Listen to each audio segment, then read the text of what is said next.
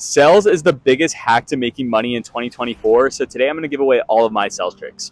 When I was a little kid, I would go door to door selling oranges and potatoes for fundraisers, and that gave me the motivation enough to go and do sales for roofing, then to pest control, and then to start my own window washing business, which has accumulated all of my wealth. Sales is the number one secret to my success, and I believe anybody can master their sales pitch. So today I'm going to talk about how to make the perfect sales pitch and how you can adapt these skills necessary so that you can go make the money that you want. The number one thing I love about sales is the fact that it is commission based.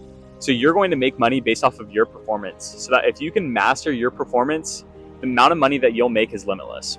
Although this doesn't come with the security of a traditional hourly wage job, it really comes with unlimited potential and allows you to be your best self. Now, whether you're selling cars, technology, solar, pest control, the concepts pretty much remain the same.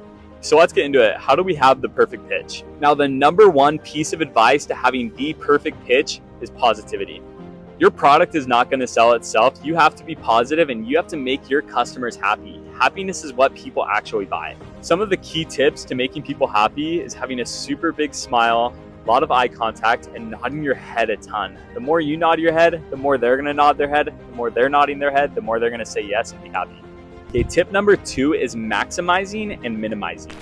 What you want to do is you want to maximize on the things that are going to be super happy for the customers. So when I'm pitching for window washing sales, what I'm going to tell people is I'm giving a super big discount and we're going to wash all the super big high windows up top. By maximizing the things that the customers want to hear, they're going to be more inclined to say yes and buy the sell. Just as important as maximizing is also minimizing. You want to minimize the things that the customers don't really want to hear. So I'm going to maximize this first part and minimize the part that the customer's not going to want to hear.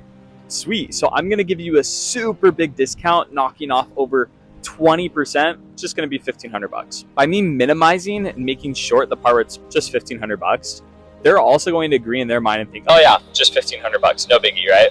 Another super important thing that you need for your sales pitch is how to blow through smoke screens. 90% of the time when you get through your initial pitch, you're going to be hit with what is called a smoke screen. A smoke screen is like an excuse, but doesn't really actually matter. A big example will be, no, I'm not interested, or I just need to talk to my wife first. What people are really trying to do is just get out of an awkward situation and get you out of the door, but these aren't real excuses, so you need to learn how to blow through them. The perfect way to blow through a smoke screen is to use a filler word and then get right back into your pitch. Now, a good filler word example would be using the word perfect, or of course, or absolutely. So if someone were to come to me and say, hey, I actually don't need this, I'll say, absolutely. Now, the reality is I'm giving a super big discount, and then I'll give a deep dive into my services. By blowing through these smoke screens with a lot of positivity, they're going to realize that you're actually serious about your service that you're going to be providing for them, and then they'll actually give a listening ear. Now, after you get through some smoke screens, oftentimes really big concerns will come up in your pitch. Now, to resolve concerns, we have to go through this process called a resolve, ace, and then close. For example, if someone comes up with a concern that they really need to talk to their husband, and you really see that this is an actual concern and not a smokescreen, the first thing you're going to do is resolve it. A resolution could be a question. So is your husband more of a quantity or a quality kind of a guy? They might say, yeah, quality actually just matters most, and we want to make sure we're getting the best job possible.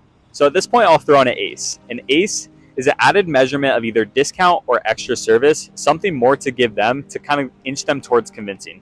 So I'll say, perfect. I love a good quality myself. So what I'm going to do is I'm actually going to add in this extra service completely free if we can go ahead and get this started tomorrow. And then at this point is when I do a close. A perfect close for this option will be like, does it work better for us to drop by in the morning or the afternoon? Now, closing is one of the most important parts of your entire pitch. And if you can nail down your close, you'll be able to nail down your sales. Now, there's 3 specific closes in a sales pitch that matter most. A soft close can be such as, what's a good phone number for you? Or can I get your name? This just gives you a little bit of information from them that says, hey, I want to move forward. Now, a hard close would be example of, perfect, so we're going to be coming by tomorrow at 3 p.m. What's your credit card number? This is a question affirming that they're in and you just got your sell. And then option closes are personally my favorite type. It's where you give them 2 options. Both of them are really yes, and they don't have the option of no. My favorite example of this is, does it work better for us to drop by on Thursday or Friday? You could also do options like, does it work better for you to pay in cash or card? Or would you rather have us start in the front of the house or the behind of the house when we work for you? By you giving them 2 options, they will pick one or the other, and they will move forward with your sell. Now, make sure that when you give your close, that you let them answer. You don't keep going on and pitching. You don't keep mumbling through. But you ask the question, does it work better for us to come by in the morning or the afternoon? And then you keep silent. Wait for them to answer. Another thing that sells 9 times out of 10 is really good humor. One of the things I'll say is I'm giving super big discounts to women in dresses with flip-flops. You can use this with any description, such as big buff guy with glasses or lady with a super loud dog, but it's going to get a super big laugh out of them. They'll increase their positivity and their chances of listening to you. Now, the last thing to creating the perfect pitch is learning how to be pleasantly persistent. Pleasantly persistence looks like them saying no, no, no, no this, I have to go walk my dog, I'm too busy, my wife does all the business things, and you keep moving forward and doing it with a super big smile on your face. Persistence really does sell, and even if you don't get the sell from your persistence in that moment, by you being happy and being able to work through the no's, once that door gets slammed on your face, you'll keep moving forward, you'll get to that next door, and then you'll sell their neighbor. Now, I'm gonna promise you that if you apply these things to your sales pitch, that your numbers are not only going to increase, but that you're gonna be more happy on the doors and your customers are gonna be more happy too. Sales is really gonna unlock your financial freedom and your ability to confidently make money wherever you go. So keep moving forward, no matter how much rejection comes your way. And if you want more advice to grow your net worth, follow me.